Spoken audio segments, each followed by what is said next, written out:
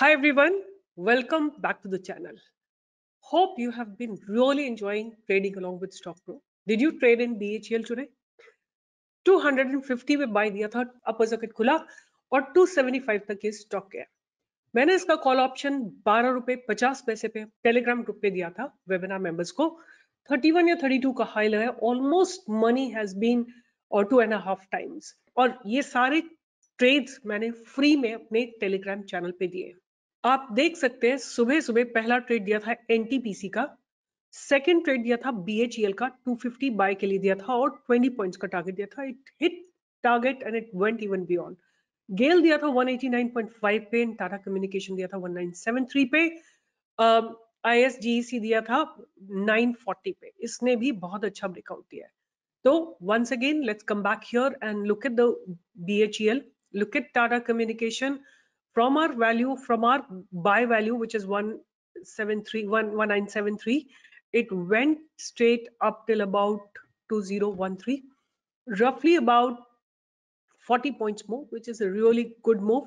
Then NTPC we gave a buy at 354, and it went to, from 354 it went to 358. If you think that 354 58 catch करना मुश्किल था, तो 2 point 1 point जो भी आप ले सकते हो। बड़े लॉट साइज है, आपके पास ह्यूज पैसा बनता है। मैंने इसका भी कॉल ऑप्शन अपने मेंबर्स को दिया था।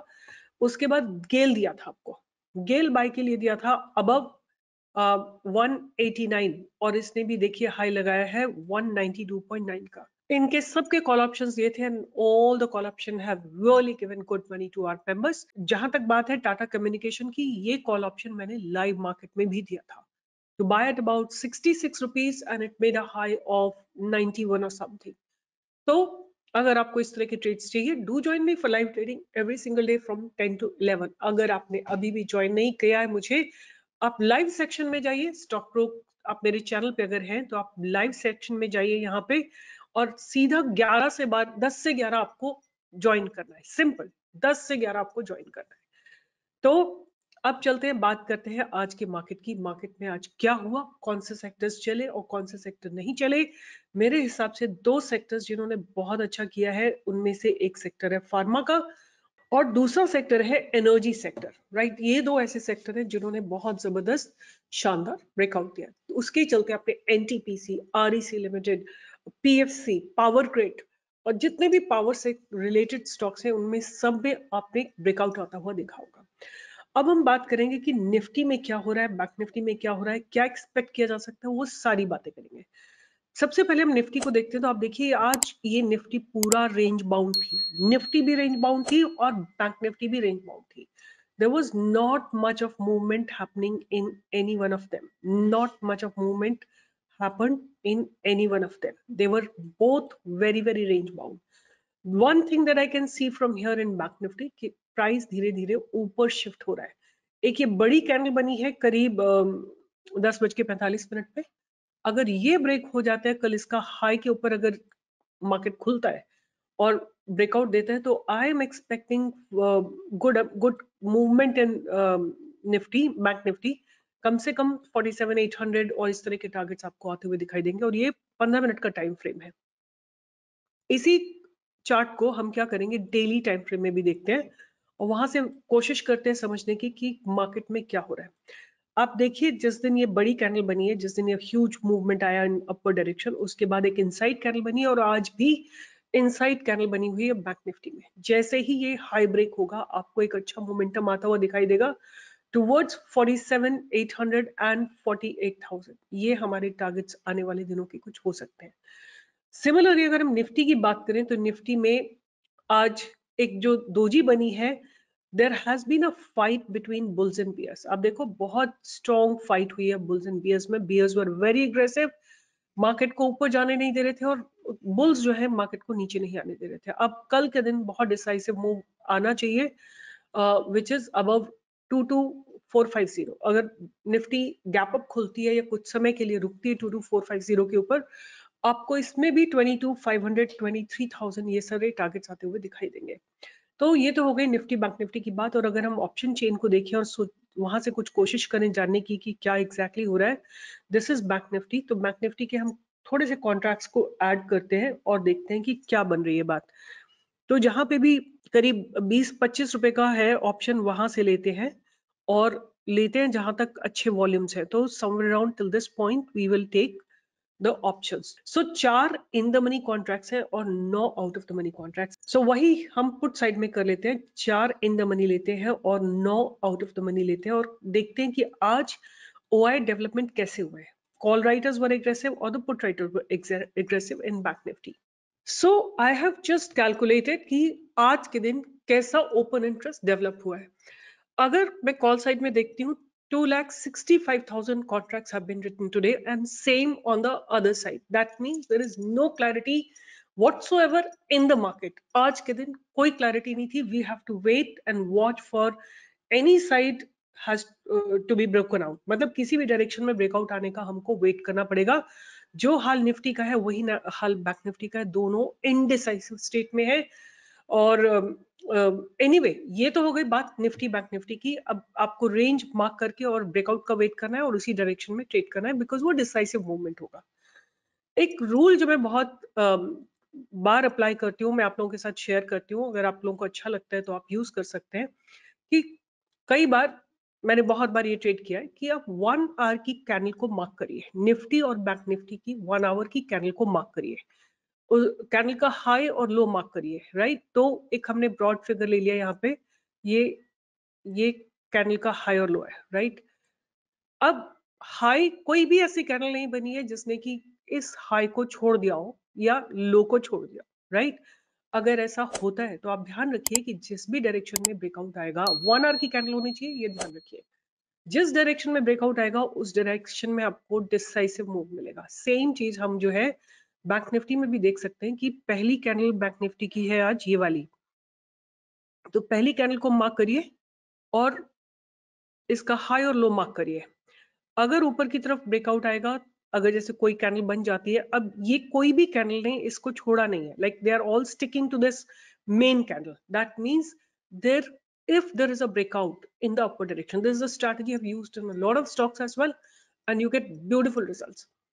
तो आपको एक डिसाइसिव मूव मिलेगा और एक बढ़िया मूव मिलेगा और आप उस डायरेक्शन में ट्रेड कर सकते हैं। As of now Nifty bank Nifty दोनों मुझे थोड़े से इनडिसाइसिव लग रहे हैं, बट बैंक निफ्टी का जो स्टांस है मुझे थोड़ा पॉजिटिव लग रहा है। और विद रिस्पेक्ट टू निफ्टी, और निफ्टी में कोई क्लैरिटी नहीं है, बट अगर वही बात है, अगर आज का डे हाई क्रॉस होता है तो आपको एक अच्छा मूवमेंट मिलेगा। अगर मार्केट पॉजिटिव रहता है तो मैं आपके साथ 3 स्टॉक्स आप लोगों के साथ शेयर करूंगी, जिनमें कि आप एक्यूमुलेट कर सकते हैं। तो सबसे पहला स्टॉक जो है वो है KEI इंडस्ट्रीज। ये जो है केबल्स वगैरह बनाती है इंडस्ट्री, आज इसमें एक बहुत बढ़िया ब्रेकआउट आया है और ये स्टॉक जो है अपने पास बैरियर के आसपास खड़ा हुआ है। प्राइस को भी आप देख सकते हैं धीरे धीरे धीरे धीरे ऊपर शिफ्ट हो रहा है। प्राइस भी आप देख सकते हैं धीरे धीरे ऊपर शिफ्ट हो रहा है और इसमें एक डिसाइसिव मूव मिलने की पॉसिबिलिटी है। It's a good quality stock, थोड़ा एक्सपेंसिव स्टॉक है। आप लोग बहुत लिखते रहते हो कि थोड़ा रीजनेबल स्टॉक लाइक बिलो 100 और 200 दीजिए। देखिए मैं, मेरे बस चले तो मैं आपको 2 रुपए 3 रुपए 5 रुपए ऐसे स्टॉक्स दूं, बट अगर टेक्निकल सेटअप नहीं बनेगा तो मैं नहीं दे सकती। और टेक्निकल बने, फंडामेंटल्स अच्छे हो, तभी मैं आपको दे सकती हूँ। अगर आपके पास ज्यादा पैसे नहीं, लेट्स से आपके पास 10,000 रुपए हैं, तो आप 3 स्टॉक लीजिए ना, आपको परसेंटेज वाइज उतना ही रिटर्न मिलेगा जितना कि स्मॉल शेयर साइज में मिलेगा। तो ये मत सोचिए कि 100-200 में आपको ज्यादा प्रॉफिट हो जाएगा, बट अगर कम पैसे हैं तो कम क्वांटिटी में ट्रेड कर सकते हैं। Important is that you make money, that's more important. जो 3,000 रुपए का स्टॉक है वो आपको 100-200 पॉइंट्स तो दे ही देगा। अगर आपके पास 3 क्वांटिटी है तो 500-600 रुपए आपको मिल ही जाएंगे। और 10,000 रुपए के ऊपर आपको 500-600 रुपए अच्छे खासे प्रॉफिट्स है। तो this is my first stock. The fundamentals really look good. अगर आप इसको देखते हैं तो 20% इसका आरओसी आरओई, 30,000 करोड़ की कंपनी है। Company is reduced debt, company is almost debt free, company has CAGR of about 27%, debtor days have improved. उसके बाद अगर हम देखते हैं कि इनके operating profit margins they have been stable at about 11%, और जहां तक बात करते हैं इनके प्रॉफिट्स की तो वो धीरे धीरे धीरे धीरे ग्रेजुअली इंक्रीज हो रहे हैं। और अगर हम बात करते हैं इनके ईपीएस की तो there is a growth in EPS as well. आप देखिए लगातार ग्रोथ है। 2017 में जो 12 रुपए का ईपीएस था वो बढ़ के इस साल 61 का हो गया है। अगर हम बात करें इनकी बोरोइंग्स की, तो बोरोइंग्स बहुत नेग्लिजिबल है with respect to the reserves. And जहां तक हम बात करते हैं इनके प्रॉफिट्स की, it's a cash rich company, look at it, in spite of everything their profits are growing continuously and it's a cash rich company and debtor days have gone down.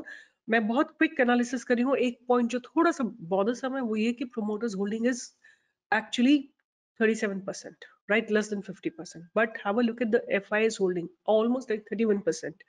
DI is holding 16% and public holding is about 16%. तो ये एक मेरा पहला stock था। उसके बाद दूसरा stock जो मैं आपको देना चाह रही हूँ वो है engineers India, right?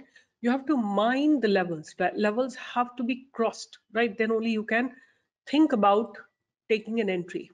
So this is how the trend line looks like in Engineers India. यहाँ से देखिए ये ट्रेंड लाइन बन रही है इंजीनियर्स इंडिया की। और sorry, let me just make it little better for you. And then here it goes like this. And आप देखो इसने अपने पास्ट बैरियर्स को, आज ट्रेंड लाइन को ब्रेक किया है, राइट? तो यहाँ पे हमको एक लगता है कि मेरे हिसाब से एक बाइंग की अपॉर्चुनिटी यहाँ पे आएगी करीब 232 पे, 232 233 यहाँ पे आपको बाइंग करनी है। और कल अगर स्लाइड गैप अप ओपनिंग होती है तो आपको जान लेना है कि ये स्टॉक ऊपर चलने की तैयारी में है। अगर गैप अप ओपनिंग होती है तो आप इसमें एंट्री ले सकते हैं with the opening and you can expect 232 B crossed. इसके फंडामेंटल्स बहुत अच्छे नहीं है, ठीक ठीक है, not bad.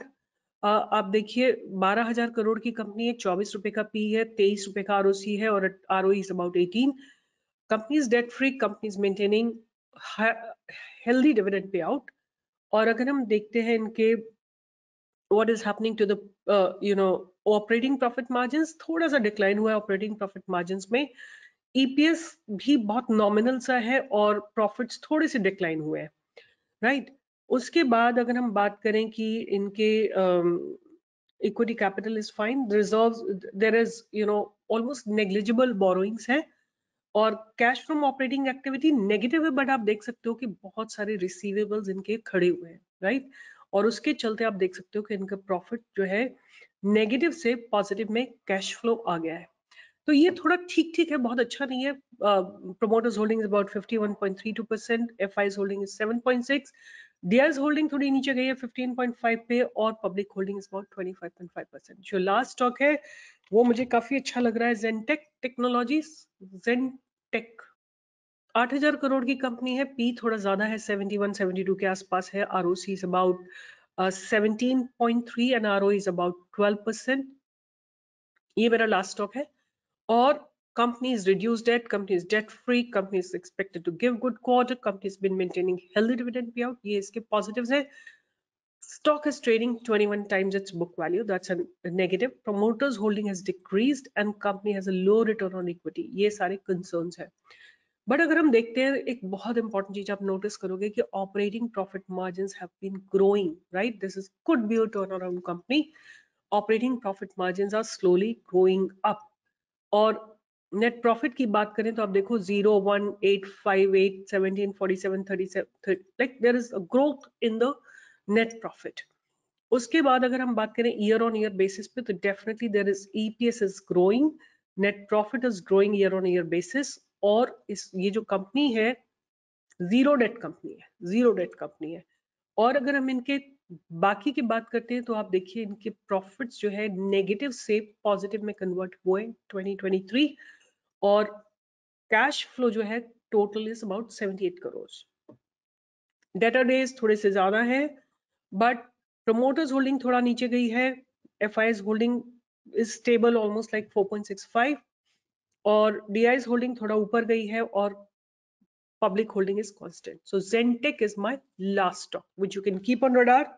Zentech, this is my last stock for today. So आप नोटिस करिए कि ये स्टॉक जो है बहुत समय से कंसोलिडेट किया है स्टॉक में, right? It has consolidated and given a good breakout, but अब क्या है कि आज थोड़ा सा ऊपर से प्राइस रिजेक्शन हुआ है। हमको कहाँ पे एंट्री लेनी है, इस जगह के ऊपर ही हमारी एंट्री बनेगी, या कल थोड़ा सा गैप अप होता है तब आप इसमें एंट्री ले सकते हैं। 1000 को अगर ये क्रॉस कर जाता है तो आपको 1100, 1200, 1300, 1400 ये सारे 1500 तक के टारगेट आपको आते हुए दिखाई देंगे.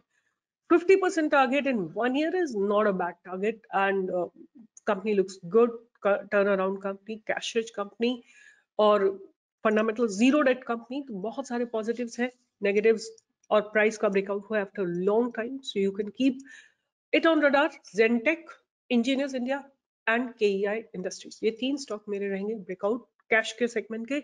There are many more that I have in F&O segment, but वो live market में दूंगी. उसके लिए आप Telegram पे आइए या लाइव में ज्वाइन करिए एंड पैसे बनाइए. आज पैसा बना कि नहीं बना कमेंट बॉक्स में लिखना है आपको. You have to write, you have to give a thumbs up, you have to like, share and subscribe. We do a lot of work and give you best research. You also have to ensure that this reaches to at least 10 more people through you. All the best. Take care. Bye bye.